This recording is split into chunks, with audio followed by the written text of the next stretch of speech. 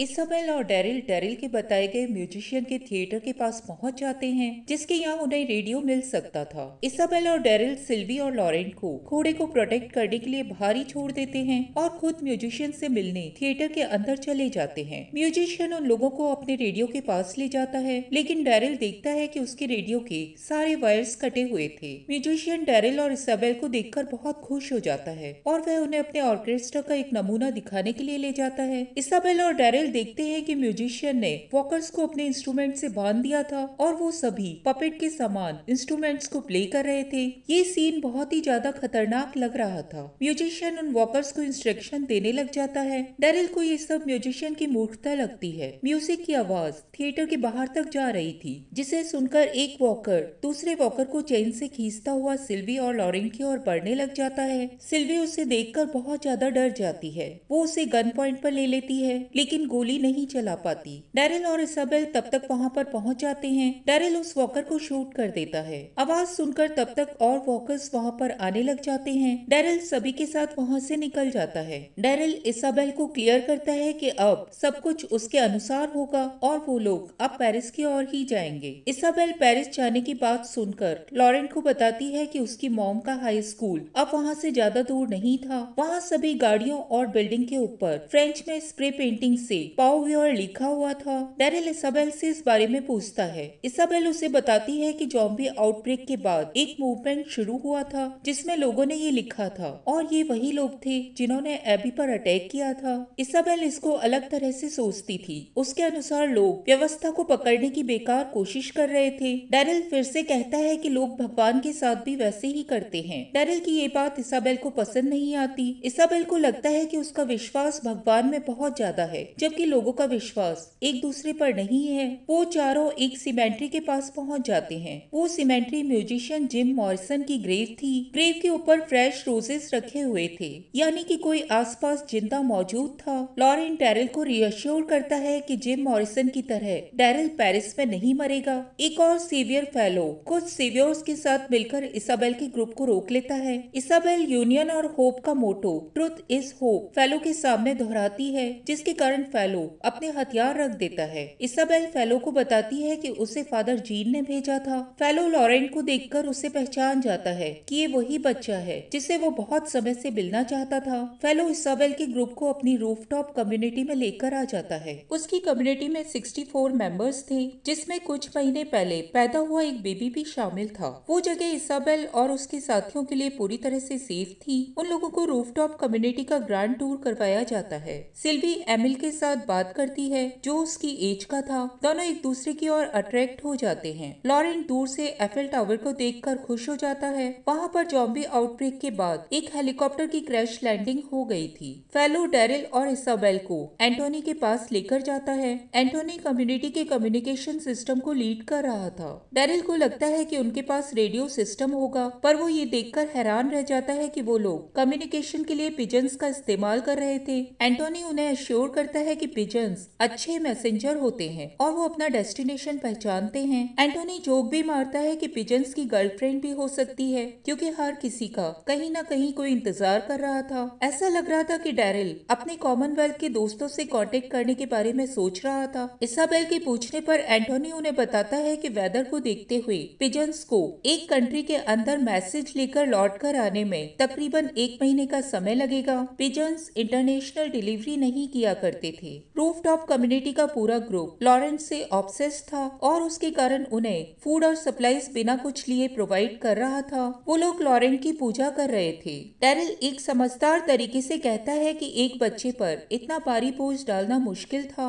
लेकिन Isabelle Daryl को तर्क देकर समझाती है कि भगवान अपने बोझ को खुद चुनता है। लॉरेंट एक ओल्ड लेडी को कंफर्ट करवाता है, जिसके हस्बैंड की कुछ दिनों पहले डेथ हो गई थी और उसने तब से खाना पीना छोड़ दिया था। फेलो उन लोगों को बताता है कि उस लेडी ने लॉरेंट के अलावा अभी तक अपने पास किसी को भी आने नहीं दिया था। इस समय लॉरेंट उन लोगों के लिए मसीहा बन चुका था। लॉरेंट की पूरी कहानी मासूम विश्वास की जगह आध्यात्मिक पंथ की ज्यादा लग रही थी। अब कॉड्रोन को दिखाया जाता है। वो एक जगह मैसन मेरी पहुंच चुका था, जो कि ज़ॉम्बी एपोकैलिप्स का हेडक्वार्टर बना हुआ था और वहाँ वॉकर्स के ऊपर एक्सपेरिमेंट किए जा रहे थे। उस जगह को सोल्जर्स गार्ड कर रहे थे। जेनेट कॉड्रेन को सिर्फ एक सोल्जर के रूप में पहचानती थी। वो उसे बताती है कि उसका पूरा ग्रुप कितना बड़ा था। इस वक्त पता चलता है कि क्वाड्रोन का पूरा नाम स्टीफेन था और वो मार्सिलो को बिलोंग करता था। क्वाड्रोन जेनेट को डैरिल की इंफॉर्मेशन दे देता है। जेनेट भी डैरिल को ढूंढ रही थी क्योंकि उसे लग रहा था कि डैरिल ने उसके एक्सपेरिमेंट को नुकसान पहुंचाया था।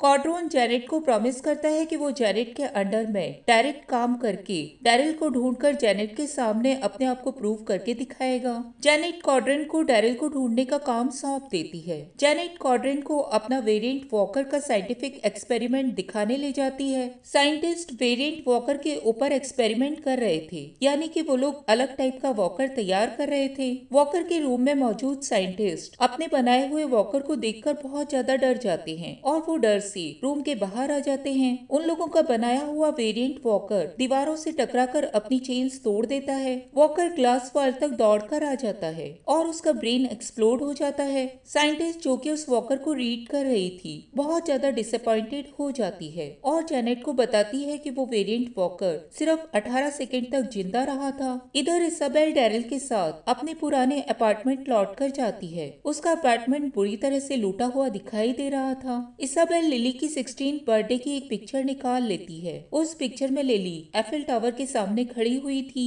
इसाबेल अपने फायरप्लेस को चेक करती है। उसे वहाँ अपनी छिपाई हुई ड्रग्स और चोरी की गई ज्वेलरी मिल जाती है। इसाबेल उन चीजों के बदले में अमेरिका जाने के लिए बोट का इंतजाम करना चाहती थी। जब वो लोग अपार्टमेंट से बाहर निकलते हैं तब उन्हें फ्रंट गेट पर बहुत सारे वॉकर्स दिखाई देते हैं। इसाबेल डेरिस को सर्विस स्टेयर्स की याद दिलाती है। वो दोनों अपार्टमेंट में नीचे आ जाते हैं। डेरिल वहाँ पर मौजूद वाइन्स को काटने में लग जाता है। इसाबेल को पिछले एपिसोड में दिखी हुई छोटी लड़की दिखाई देती है जिसे इसाबेल ने शुरू में ज़ॉम्बी आउटब्रेक के पहले दिन शांत किया था। वो लड़की एक वॉकर में कन्वर्ट हो चुकी थी। अपार्टमेंट के ऊपर से फ्लैश बर्निंग वॉकर्स टपकने लग जाते हैं। डेरिल एक वॉकर को यूज करके उससे दरवाजे की वाइन्स को जला देता है और वो दोनों वहाँ से बाहर निकल जाते हैं। इसाबेल लॉरेंट को उसकी मदर लिली की पिक्चर दे देती है। लॉरेंट उसे देखकर बहुत खुश हो जाता है। डेरिल, इसाबेल, लॉरेंट, सिल्वी, फेलो और एमिल अपने डेस्टिनेशन तक पहुंचने के लिए पेरिस के कैटाकॉम्स की तरफ जाते हैं। वो एक अंडरग्राउंड काला बाजार नाइट क्लब था जिसका नाम डेमी मॉन्डे था।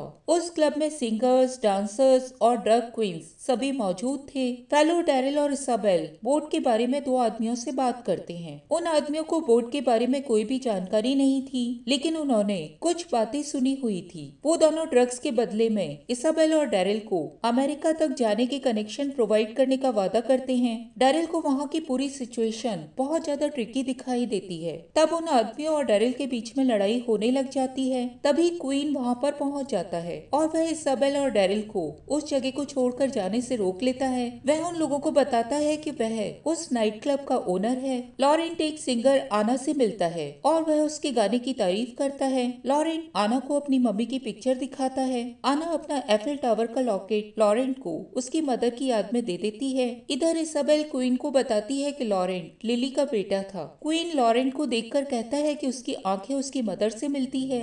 सिल्वी लॉरेंट को वापस रूफटॉप पर लेकर चली जाती है। एना क्वीन के साथ कंफर्टेबल होना चाहती थी, लेकिन क्वीन उस वक्त उससे बात करने के मूड में नहीं था। क्वीन इसाबेल को स्कॉच ऑफर करता है, लेकिन वो उसे लेने से मना कर देती है। इसाबेल क्वीन को बताती है कि वो अब नन बन चुकी है। तब क्वीन इसाबेल के ऊपर डाउट करने लग जाता है। क्वीन इसाबेल को बताता है कि इसाबेल से रिलेशनशिप से पहले वह लिली के साथ रिलेशनशिप में था और लॉरेंट उसका बेटा है। इसाबेल को लिली और क्वीन के अफेयर के बारे में कोई भी जानकारी नहीं थी और वह लॉरेंट को क्वीन के बारे में कुछ भी बताने में इंटरेस्टेड भी नहीं दिखाई दे रही थी। क्वीन को लगता है कि उसका एलिजाबेथ के ऊपर एक कर्जा था, क्योंकि जब इसाबेल ने सुसाइड करने की कोशिश की थी तब क्वीन ने उसकी जान बचाई थी। इसाबेल क्वीन के साथ की अपनी सारी नाराजगी डेरिल के ऊपर निकालती है। वो कभी भी पेरिस लौटकर नहीं आना चाहती थी, लेकिन वो डेरिल की मदद करने के लिए पेरिस आई थी, चाहे डेरिल उसके बदले में मदद करने को तैयार न हो। लॉरेंट बाद में सिल्वी से कहता है कि उसे समझ में नहीं आ रहा उसे इतनी उम्मीद से क्यों देख रहे थे।